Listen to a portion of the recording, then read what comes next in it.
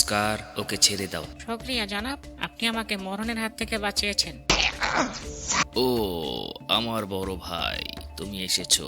তুমি এসেছো, আমি খুবই আনন্দিত। সিম্বার অনুষ্ঠানে তোমাকে আমি দেখতে পাইনি, কেন আসনি এই অনুষ্ঠানে? ও, আমার তো মনে ছিল না আজকে অনুষ্ঠান। আজকাল আপনি অনেক কিছুই ভুলে যান। মুবাসার ছেলের অনুষ্ঠানে তোমারই আগে আসার কথা, আর তুমি আসনি। আমি তো সিম্বার আগেই এসেছি, যখন সে জন্মায়নি। সিম্বা আমার ছেলে, সে তোমাদের ভবিষ্যৎ রাজা।